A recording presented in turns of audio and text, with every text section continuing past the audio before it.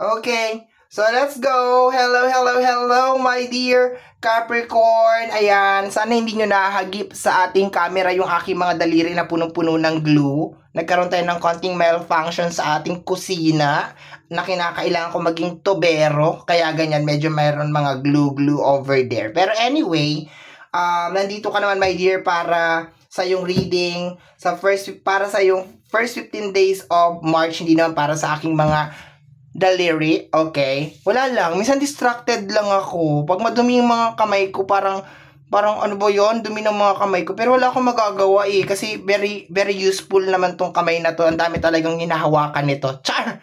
Ang dami talagang hinihipo nito. Ay, ganon. Okay, dami ginagawa ng kamay na to. Kung saan napupunta ito. Ay, okay.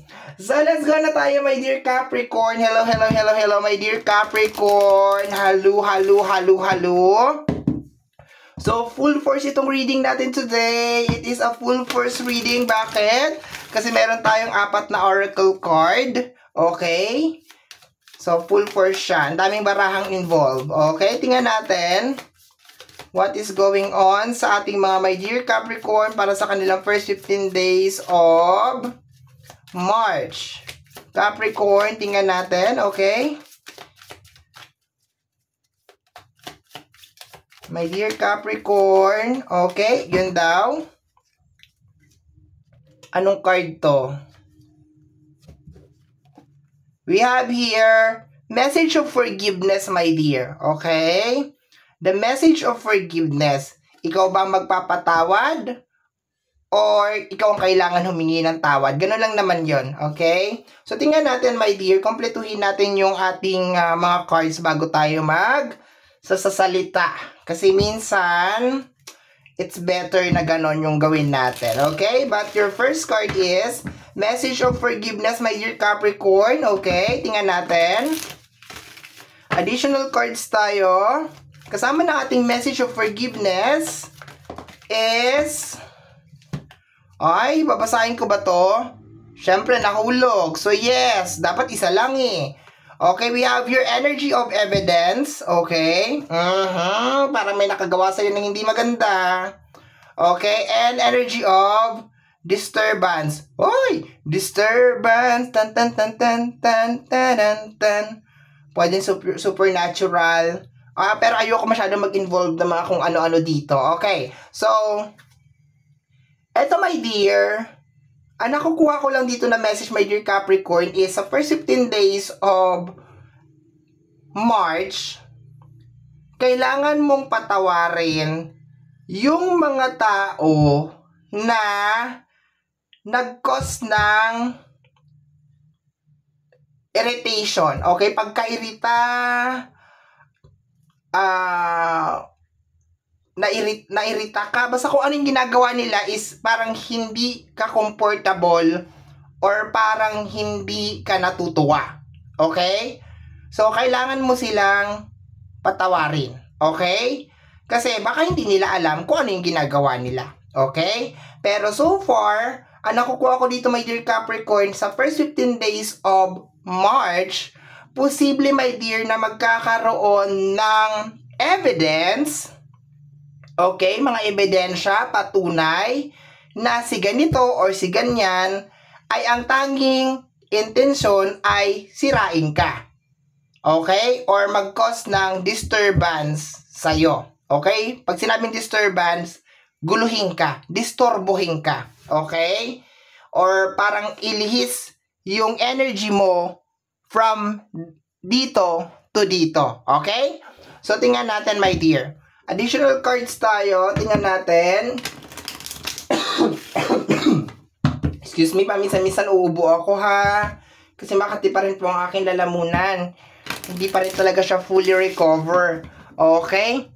So, tingnan natin. Next oracle card para sa ating mga my dear Capricorn. First 15 days ng March. Marso is couldn't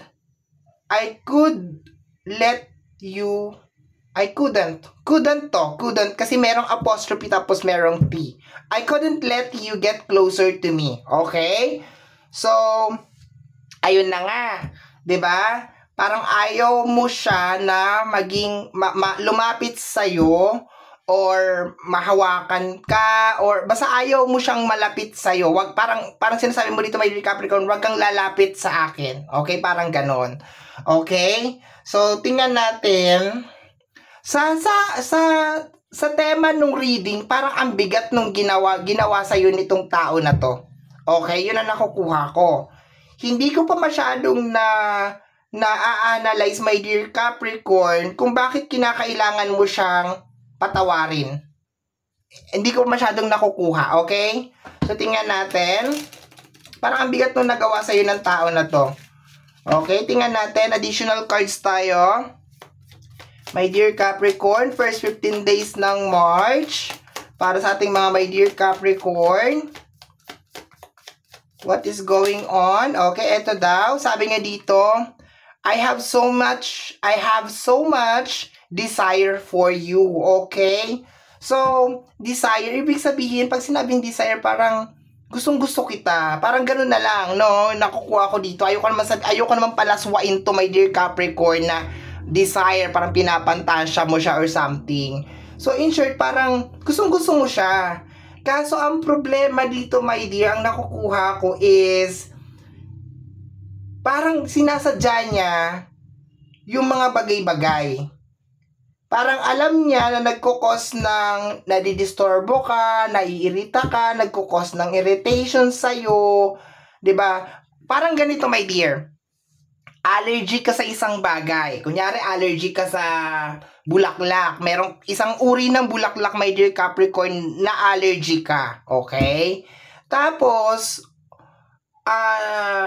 nagdadala siya ng ganon. O kaya pabango. Alam niyang allergy ka dun sa pabango na yun. Pero lagi siya nagpapabango. Lagi siya nagdadala nung ano yung bagay na yun na allergy ka.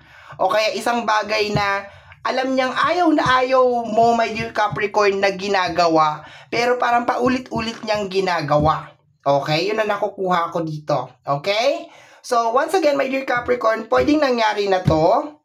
It is just a process, my dear, sa first 15 days of March na parang kailangan mo na talaga siyang patawarin or pwedeng mangyayari pa lang ito.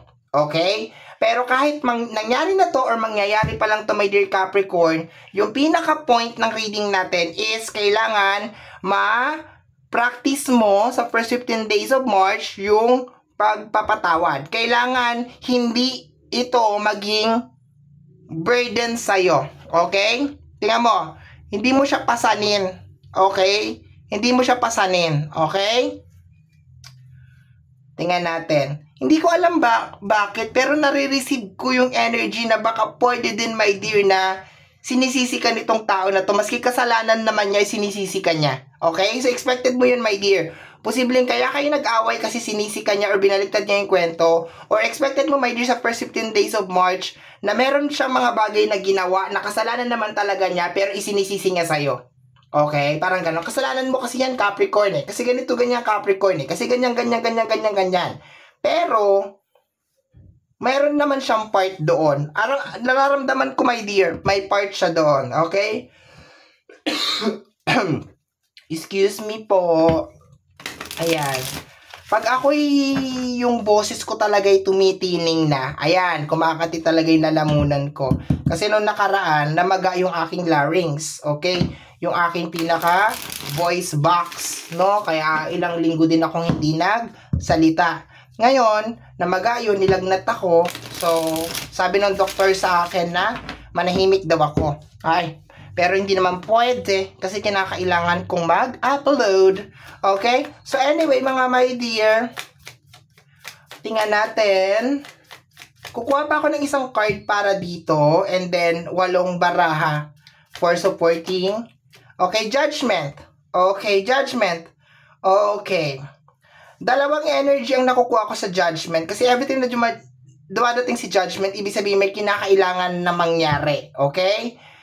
Una, kung pinapanood mo to at napakarami mong tanong sa isipan mo tungkol sa mga ginagawa ng mga tao sa paligid mo, expected mo, first 15 days of March, maglalabasan yung mga sagot dyan sa mga tanong mo na yan.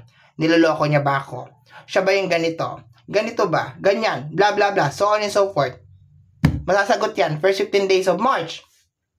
If just in case naman, my dear, meron mga tao, my dear, na niloko ka at labis kang nasaktan. Diba? Labis kang nasaktan. Tama ba? Ako at nahihirapan. Okay? So, labis ka nasaktan. It's about time na patawarin mo siya. Okay? Bakit? Ang nakukuha ko dito na energy, my dear, is para yung karma, kailangan maniwala tayo sa karma. Kung di ka naniniwala sa karma, you need to start believing on karma, my dear Capricorn. Kasi sabi pa nga nila, what goes around comes around. Kung ano yung binato mo sa mundo, yun ang babalik sa'yo. Kung ayaw mong gawin sa'yo, wag mong gawin sa iba. Diba? Ganon yon. So, ang nangyayari kasi, kaya nagtataka ka, my dear Capricorn, minsan may mga tao na saksakan na sama ng ugali, pero hindi sila kinakarma. May ganun eh. Di ba may ganun? Ako din, my dear Capricorn, nagtataka ako. Bakit ganun sama-sama ng ugali niya? Pero okay pa rin siya. Panay pa rin ng post, panay pa rin ng ganito, panay pa rin ng ganyan. Bakit hindi siya kinakarma? Anong meron? Kasi bakit, my dear? Na-prove ko, sa akin lang to ha. No? Na-prove ko, my dear, na once na yung galit mo pala sa kanya, as in yung meron ka pa rin talagang revenge na energy sa kanya. Ibig sabihin parang hindi mo pinapaubaya sa karma na darating yung araw, babalik din sa kanya yan, parang boomerang, no? Yung boomerang yung tinatapon ng gano'n, di ba, bumabalik ng kusa yan, di ba? Once na hindi ka kasi nag-believe sa gano'n, na kung ano yung binato ng tao sa'yo, pwede din mangyari sa kanya one of these days. Tapos, nananaig pa rin talaga sa'yo na parang gusto mong ilagay sa kamay mo yung justice, parang gusto mo siyang sabunutan, parang gusto mo siyang ingud-ngud, parang gusto mo siyang sampal-sampalin, gusto mo siyang saktan, yung karma na nai-invalid siya, na naaano siya. Ang nangyayari, parang naghahati kayo. Kaya, lagi mong ipapractice, my dear Capricorn, sa buhay mo, na once na ginawa ka ng hindi maganda ng isang tao, hayaan mo kasi bilog ang mundo. Okay? Kung ano yung ginawa niya sa'yo, malamang gagawin din sa kanya ng iba. Hindi man kaagad, pero very, very soon. Huwag mo sayangan, my dear Capricorn, yung energy mo, kaiipon ng galit sa isang tao. Una sa lahat, hindi natin sila inutusan, my dear Capricorn, na gawan tayo ng hindi maganda. Matanda na tayo. Meron silang freedom, meron silang free will, my dear. Alam na nila ang tama at mali. Mas pinili nilang gawin ng mali, mas gusto nilang gawan tayo ng hindi maganda, so therefore, kasalanan nila yon. Okay? So, ano mangyayari kung hindi mo patatawarin? Wala naman sinabing patatawarin mo, papapasukin mo ulit sa buhay mo. Patawarin mo na lang, ipagpasa Diyos mo na lang siya, parang ganon. Okay? So, energy of forgiveness, okay? Or message of forgiveness.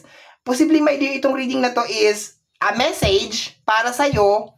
Binibigyan ka ng reason ng universe para patawarin yung isang tao or parang mag-move on na doon sa isang sitwasyon. Okay? Para magpatuloy ka, para mag-continuous ka sa mga blessing mo and everything. Ayusin mo yung buhay mo, grab mo yung mga opportunities, at hindi ka may-stuck. Okay? At hayaan mo, my dear, ang law of karma ang bumawi para dun sa mga tao na gumawa sa'yo ng hindi maganda. Okay? So, kunin na natin, my dear, yung ating 8 cards. Dami ko na naman sinasabi. Okay? Yun lang yun. Ewan ko lang ha, napansin ko lang sa akin yun. Pag yung galit ko talaga is parang sukdulan yung galit ko sa isang tao, parang ang hirap sa kanya na ma-receive niya yung dapat niya talagang ma-receive. Okay? Kasi parang naghahati kami yung trabaho ng karma, parang hinahatian ko pa siya. 'Di ba?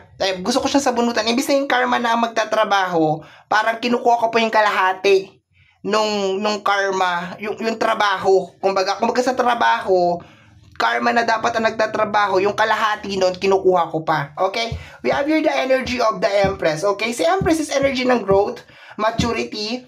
Just imagine, my dear, yung isang babae na naglalakad sa rice field or sa isang garden ng mga bulaklak, lahat ng nadadaanan niya nag-o-open. Lahat talaga nagbo-bloom. Yun ang nakikita ko si Empress ganon. Punong-puno lang talaga siya ng love, understanding, growth, maturity. Meron siyang deeper meaning or deeper way na iniintindi niya yung mga bagay-bagay. Minsan kailangan natin i-practice sa sarili natin yung mga my dear Aquarius. Bakit Aquarius? Sorry. Capricorn. Sorry. My dear Capricorn na kailangan intindihin na lang natin kung bakit ginawa ng isang tao yun sa atin. Okay? Of course, distance tayo. Okay? Sabi mo nga dito, I couldn't let you get close. You get close to me. So, tama yun. Once na ginawa ka ng hindi maganda ng isang tao, dumistansya ka na talaga sa kanya. Okay? Pero, meron kasi mga pangyayari, my dear, na dumistansya ka na nga, malayo na kayo, hindi naman na kayo nagkikita. Pero yung galit mo talaga, sukdulan talaga hanggang sa ilalim, hanggang sa impyerno. Okay? Baguhin mo yan, mabigat sa buhay yan. Okay? Okay, let's go tayo, my dear Capricorn. Ulitin ko, nasa tamang edad na tayo. Alam na natin yung mga tama at mali. We have here the Knight of Wands. You will be receiving, my dear Aquarius. Aquarius na naman. Peste. Okay? Capricorn, sorry. Okay, you will be receiving, my dear Capricorn, a lot of spiritual message. And at the same time, you will be receiving also evidence, proof ng mga hinala mo, kutob mo sa isang tao, okay? Mga bagay na nagpapairita, nagpapadisturb sa'yo, my dear, posibleng for the long period of time na medyo matagal-tagal na ang mabibigyan ng tuldok, my dear, sa first 15 days of March, okay? So, dalawa mangyayari. Revelation, my dear, na mga hinala mo, kutob mo, and at the same time, message galing sa ating universe na kinakailangan mo na, my dear, tapusin yung isang bagay. Lalo na kung may kinalaman sa galit, kinakailangan mong patawarin yung tao na yan. Okay? So, let's go tayo. Aquarius ako ng Aquarius. Susunod kasi siya dito, my dear. Okay? We have here the 9 of Cups. Okay? So, I think, my dears, yung hinihintay mo na karma ng isang tao, ngayon siya mangyayari sa first 15 days of March. Ulitin ko, huwag kang makihati sa trabaho ni karma. Okay? Hayaan mo si karma na gawin niya yung trabaho niya. Okay? Para buo, matanggap ng tao na yon yung karma niya. Okay? Ulitin ko, huwag kang makihati sa trabaho ni karma. Hayaan mo, my dear, na si karma ang gumawa ng trabaho niya. Okay? Kaya hindi yan kaya nakikita mo, ay bakit gano'n? Hindi siya kinakarma, ganito, ganyan, ganito, ganon. Eh nakikihati ka eh. Gusto mo sabunutan yung tao, gusto mo saktan yung tao, o nakikihati ka dun sa karma. Hayaan mo si karma ang gumawa ng kanyang trabaho. We have here the 6 of Wands. Energy ng success, my dear. Sa mga naghihintay ng success, ayan, meron ka mga parating, my dear, na success over here sa first 15 days of March. Posible din meron din mga travel, may tower, may mga kinakailangan mag-end. I think this is more on blockage, my dear. Nagtatanggal, itong reading na ginagawa natin ngayon, my dear, isang katanggal siya ng blockage sa'yo. Pinapakita ng card na to, my dear, na itong isang area na to, ito yung nagiging blockage mo kung bakit hindi nangyayari itong mga bagay na gusto mo mangyari. Maganda, my dear, ang first 15 days of March kasi baka meron mga opportunities, meron success, meron din travel over here. Yun nga lang, meron kang tower over here, so meron kinakailangan na magtapos, okay? So, sinabi ko naman na kanina kung ano yung mga bagay na kinakailangan magtapos, okay? Tingnan natin, my dear, we have here the King of Wands, okay? Pag ginusto mo naman, my dear, talaga magtatapos at magtatapos naman talagang isang bagay, okay? Just imagine mo na lang yan, my dear Capricorn, kung nakakatulong pa ba sa'yo yung energy na yan. Kung hindi yan nakakatulong sa'yo, my dear, wag mo nang i-entertain yan, okay? Last 2 cards tayo, my dear Capricorn, namamaos na ako, okay? Namamaos na ako, kailangan na natin tapusin ito. Ang haba na ng reading natin, dami ko kasing paliwanag. Okay, pasensya na mga my dear. Minsan nakikarried away talaga ako sa mga reading. Okay, medyo may mga pahugot tayo dyan. Okay, mga my dear. We have here the energy of the 6 of Cups. Okay, posible nga talaga nangyari na ito. Patawarin mo na lang, my dear Capricorn. Okay, once again, talaga yung energy, posibleng mangyayari pa lang to or posibleng nangyari na. Okay, kasi mayroon 6 of Cups, so posibleng nangyari na ito. Patawarin mo na lang, my dear. Mag-move on ka na. Okay? We have here the energy of the King of Sword, okay? Wag mo nang wag mo nang hayaan, my dear, na itong energy na to ay makaapekto pa sa'yo. Okay? Once again, matatanda na tayo, alam na natin yung mga tama at mali. Kung sa loob ng relationship, dapat alam parehas, both side, na mali kung ano yung bagay na ginawa, kung ano may nangyari na yon, okay? dapat hindi yung ginagawa. Lalo na if you're in a relationship. Kung sa kaibigan, dapat alam din yung tama at mali. Basta, hindi ko na ito masyadong pahabain, my dear. Basta, ang sasabihin ko na lang, closing na sasabihin ko, my dear, is matatanda na tayo, alam na natin yung tama at mali. Kung talagang mahal mo ang isang tao, hindi ka gagawa ng isang bagay na ikasasama niya or ikasasakit ng kanyang damdamin. Okay? So, once na nakagawa sa iyo, my dear, yung isang tao ng hindi maganda, ibig sabihin lang nun, my dear, na baka hindi ka naman talaga niya ganun kamahal. And it's about time na mag-separate na kayong dalawa. Once again, meron ditong tower. Posible itong energy, my dear, ng Aries, Leo, and Sagittarius. Posible itong energy ng Gemini, Libra, and Aquarius. Yung tinutukoy dito, my dear, ha? Posibleng siya to, okay? So, posibleng siyang fire sign, posibleng siyang air sign. Hindi ko kino-close yung ibang mga zodiac sign over here. Pero isa lang ang gusto kong sabihin dito, my dear, bago tayo mag-closing. Patawarin mo na, my dear. Hayaan mo ang karma ang gumawa ng kanyang trabaho, okay? Tanggalin mo na yung galit na yan, yung gigil na yan, yung inis na yan, yung gusto mong sabunutan, yung gusto mong saktan, yung gusto mo, hayaan mo na, my dear. It is just a waste of time. Wala kang mapapala, wala mangyayari sa'yo. Baka mabaliktad pa ang kwento, mapasama ka pa, 'di ba? Sayang yung energy mo, sayang yung effort mo, sayang yung power mo. Okay? Sayang lahat. Ayun, may 7 of Swords, oh. Tapos Death card, oh.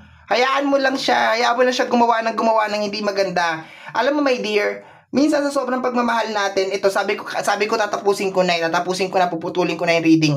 Alam mo, my dear, sa sobrang pagmamahal natin minsan sa isang tao, ayaw natin siya makagawa ng hindi maganda. Kaso ang problema, my dear, ayaw natin siya makagawa ng hindi maganda. Ang problema, siya gusto niya makagawa ng hindi maganda. So, nasaan doon yung mali?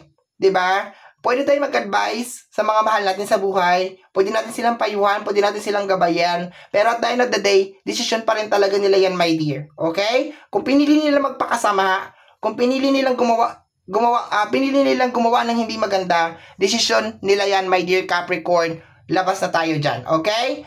So, my dear Capricorn, tatapusin ko na ito. 'Di ba? Medyo na-carried away na naman ako sa iyong reading, my dear.